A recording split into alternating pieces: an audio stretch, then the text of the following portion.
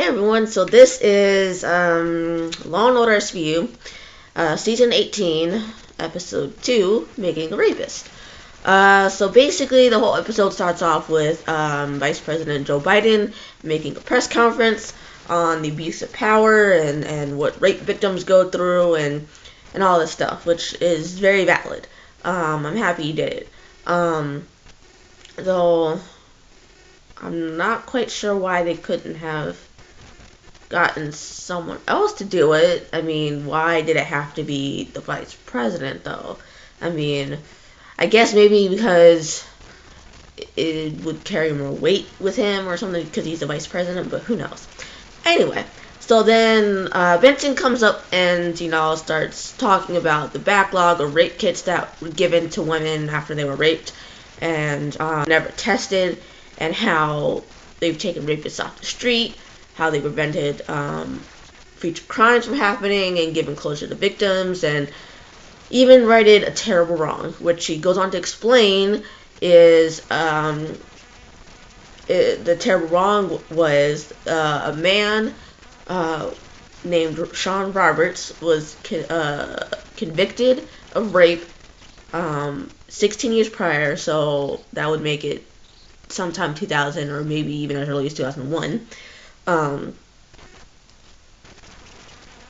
And he didn't do it. He was exonerated through DNA evidence testing that it wasn't him who raped this woman named Melanie. And they eventually did catch the real rapist who committed the crime. So Sean comes forward, talks about how he's glad that he's been exonerated, and how he's been free for about a month now, and happy that he's able to go out and experience things now. Then Melody comes forward, Melody comes forward and talks for like a second or two. Then after the press conference, Melody goes over to Finn and Benson and expresses her regret at putting Sean in jail. Finn's like, no, it's not your fault. You thought you were 100% positive it was him. So please don't beat yourself up about it. Melanie and her daughter, whose name is Ashley, are going to take Sean out for his birthday, and everything. So, because apparently that day is his birthday. Later that night, Finn and Rollins are called to Melanie's house where there has been this crime.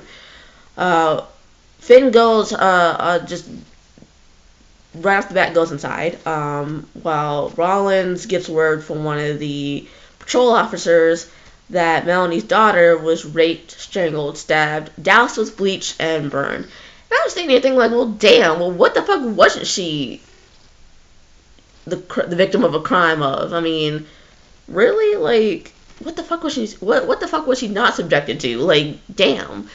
Like, well, shit. I mean, maybe death is a blessing. I mean, after all she's been through with her mother, and then now her, it's like, maybe death is a fucking blessing. I don't know. I mean, I sure so want death. I mean, after all that. Anyway.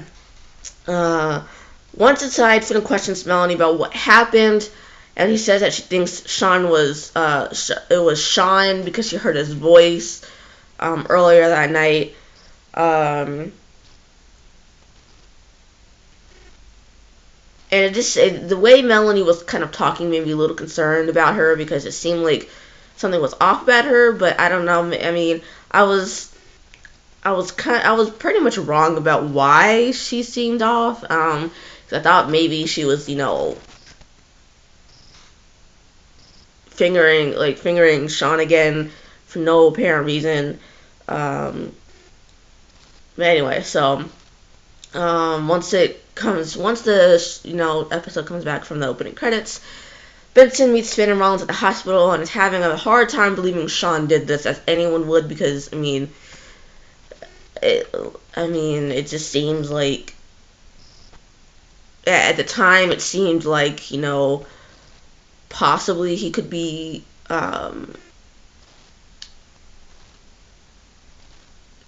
not the one who did it, and kind of had been set up or something. And that's what I was thinking when I saw the preview. I was completely wrong about that. We'll see why as the episode progresses. And so Finn suggests that Benson go talk to Melanie, given the history. There was no sign of forced entry, or before Benson goes to do that, there was no sign of forced entry. Finn says there's no DNA since bleach was used, which is damn sad. Benson then gets a text that Creasy is there and instructs Rollins to have Creasy talk to the fiance after she briefs him, then go talk to Sean himself. Finn is not going to be able to take the lead because Benson feels that if he is the lead, it will give more ammunition to Sean's lawsuit. Benson then goes to talk to Melanie. Melanie says she heard Sean's voice in the house around midnight. Ashley, Melanie's daughter, and her fiance fought about Sean because the fiance didn't like Sean. Ashley's engagement ring is also missing. The doctor comes up and tells Melanie, or not really tells Melanie in actual words, but his facial expressions pretty much indicate that she died on the table while in surgery. Rollins and Finn go to Sean's apartment, tell him what happened, and question about where he was the previous night. Sean says after dinner he went to a strip club with a friend named Jeff. After after he kind of says, I'm not gonna continue talking anymore. I want to go call Melanie, and he closes the door. Finn has an unmarked car watch Sean's place before going to question his friend Jeff. At Jeff's job, they question Jeff, and eventually he comes clean to the fact that Sean just called him, asking him to vouch for him because Sean thinks they're trying to jam him up again. And Sean didn't get to the strip club until 2 a.m. He had previously said that he left dinner with Melanie and Ashley at like 11:30. So there's like a 2.5 hour window where he's unaccounted for. His movements are unaccounted for. Jeff also reveals that the fiance was threatening to break up the engagement. So at the police station, Rollins and Creasy questioned the fiance. Says the last time he saw Ashley was the previous day. He lies about fighting with Ashley about Sean. But Rollins, brings it up. Brings up the fact that they know that he was mad about Ashley and Sean, basically. He says he was at a bar close to his house and was there most of the night. The only time he left was when he had wine spilled on his shirt, and so he went back home and got a fresh shirt and then came back. And the squad room, Barbara, Benson, Rollins, and Finn all talk about the suspects they have at the moment, which are Sean and the fiance. And a timeline of who it could, in the timeline of who it could possibly be based off of that. Creasy then comes in and reveals a bartender there can confirm that the fiance had left to change his shirt because of the wine, but was back in 15 minutes. So it's looking like it was Sean, basically. I was kind of thinking that at this point it was a little bit too convenient that he was yet again having all this fall into his lap, but I was wrong. I was completely wrong, as we'll see. Finn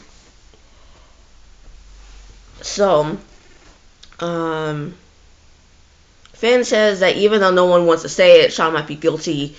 Rollins jumps in and says that Ashley has sent a message to a guy named Charlie Dopkins to stop being creepy and looking through her window. So Creasy and Rollins go to Dopkins' place to question him and check the roof at the suggestion of a person who lives there. Once up there, they find a little hideout with food, weed, is what I think is what one of them says is found, and a knife with blood on it. They see Dawkins, and before he can run, they take him in. So Melanie is told by Finn and Benson about the suspect. Rollins and Creasy starts questioning Dawkins and all that. Charlie's mother and girlfriend come in, and his girlfriend pretty much says that he was with her all night, and they have a video to prove he was. Video is basically just Dawkins and his girlfriend having sex. Basically, that's all it is. Back on the rooftop, Rollins and Creasy try to jog his memory. Rollins shows him a picture of Sean straight away and asks if it was him. Charlie asks if he says it's Sean, would he be helping Ashley? And says, and then after, Rollins says, don't say anything, don't say yes if you're not actually sure it is him. But he says he's sure. Anyway, everyone goes to Sean's apartment, looks around, Finn finds the engagement ring down one of the sink drains. I'm not sure if it's the bathroom sink, kitchen sink, or what, but it's one of the sinks. And so they arrest him for the rape and murder of Ashley. Buchanan is a defense attorney who's shown up multiple times throughout the series. I'm not sure when the first season, what season he showed up in, but he's been part of at least the last 5 seasons, I want to say. And so he's Sean's lawyer now. Barbara then asks to be sure it was by the book, and Finn says it was. In the room, Buchanan suggests it was a frame-up. Sean insists he didn't do it because Ashley was always nice to her. Rollins says raping her was a hell of a way to think her. And Sean reveals he was raped in prison because he was only 140 pounds at the age of 18, which was when he was arrested and convicted of Melanie's rape. And so he pretty much suggests that he was raped as well in prison. Benson is then seen expressing that she's worried that the jury will buy the frame-up story. But Barbara says that with the history of being falsely accused before it will certainly seem to help Sean. So at the start of the trial, Jeff is on the stand. It's revealed that Sean seemed to like Ashley, and Barbara questions the psychiatrist about wrongfully convicted people and how they can or cannot cope outside of prison. And the psychiatrist, or well, at least I think it's a psychiatrist, pretty much says that people who've been wrongfully convicted seem to often become the sort of people that they were convicted of whatever crime they're convicted of. Like, say, take Sean, for example.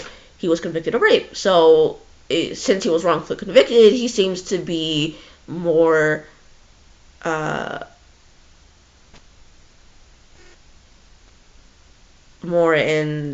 susceptible to become a rapist because of what he's been through, especially since he was raped himself in prison.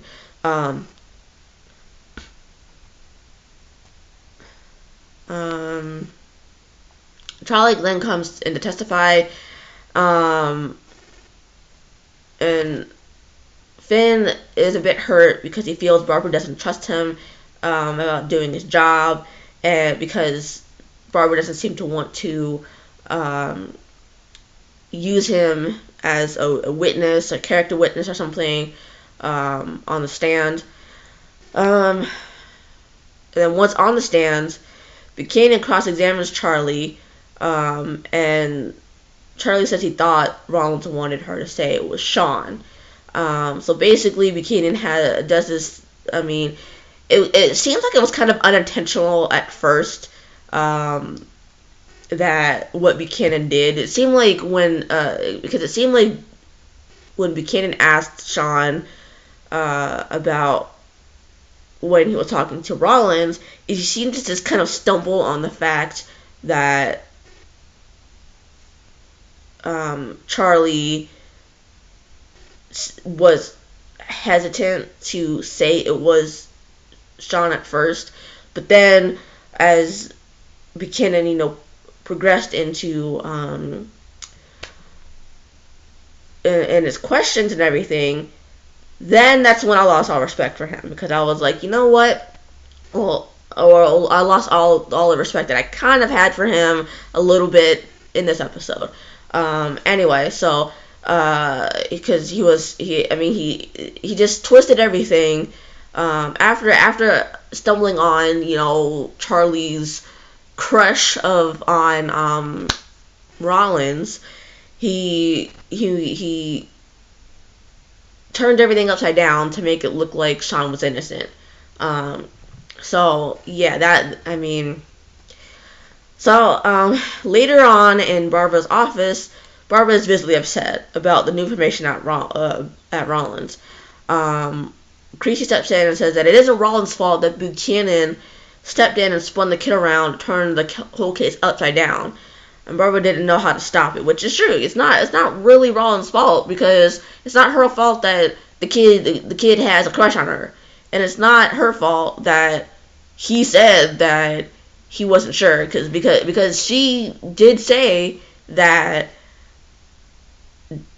She did say to him, "Don't say yes if you aren't sure," just to appease anybody. So, and then after Carisi and Rollins leave, Benson wants to know where to go from there, and Barbara says that they won't be able to convict based on Charlie's testimony alone, at least not anymore. So Barbara puts Finn on the stand. And once outside, Melanie is concerned that they are putting an innocent man in jail again, like last time. Finn tells Barbara and Benson what Melanie told him, and Barbara blames him for not testifying. I'm just like, Barbara, really? I used to love you, and then now, not only this episode, but last episode, you're being a total jackass. Total and utter jackass. Just because things aren't going specifically like you wanted them to. Specifically. And I'm like, Barbara, he's the first male ADA on the show ever. And he's one of my favorite characters on the show. Aside from Benson, because I love Benson. Because she's like my alter ego. And it's just, he's one of my favorite characters, aside from, Benson, Stabler, Cragen, and, Benson, Stabler, and Cragen, yeah. Besides Benson, Stabler, and Cragen, he's one of my favorite characters. Oh, and Tutuola. Sorry, I forgot about him.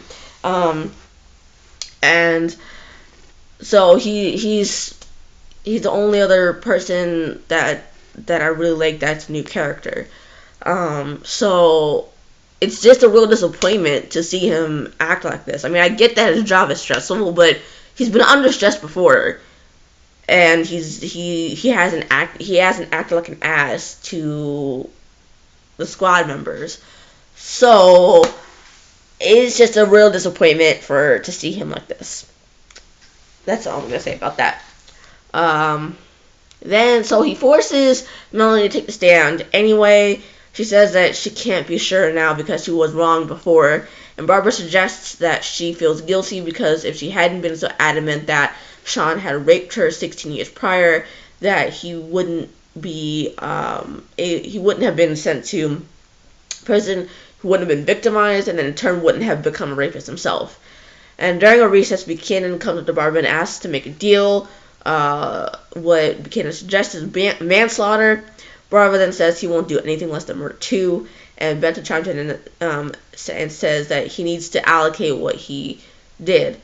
Anybody who doesn't know what allocate means, it just basically means to recount what he did, basically the crime that he committed, so that everyone basically knows that they got it right this time. Sean then pleads guilty and tells everyone what happened, which causes Melanie to, rush out of the room, and outside. So anyway, that's the whole episode. Next week on SVU, the third episode is called Imposter, and it's looking like a standard episode where someone rapes another person.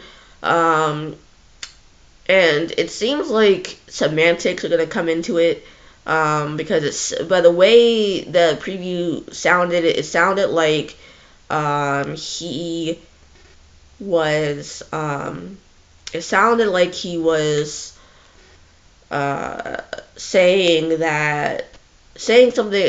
I don't know. It sounded like he was saying that he uh, was told that he wanted to have she wanted to have sex, um, or something like, I don't know. It just seemed like semantics are gonna come into it, where he was told something explicitly state he was explicitly told one thing, and then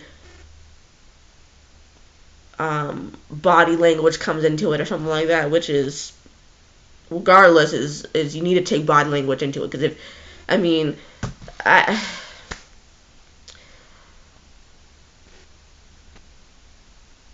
I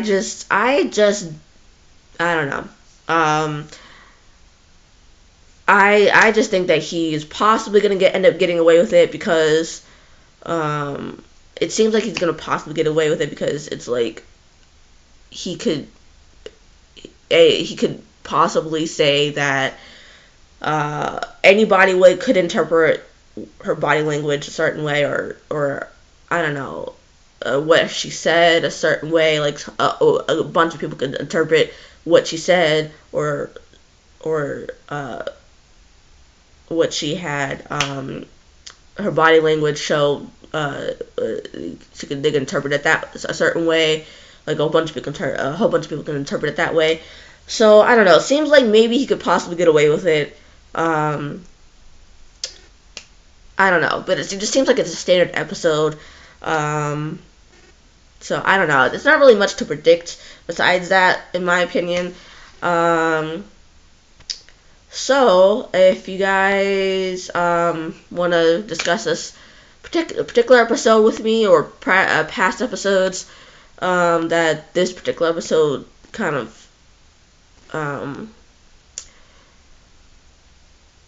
is similar to, don't hesitate to talk about it in the comments below. And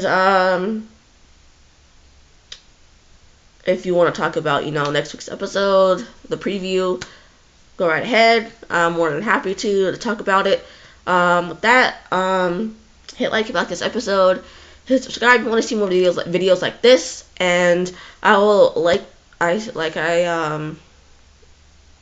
been saying last few recaps, I will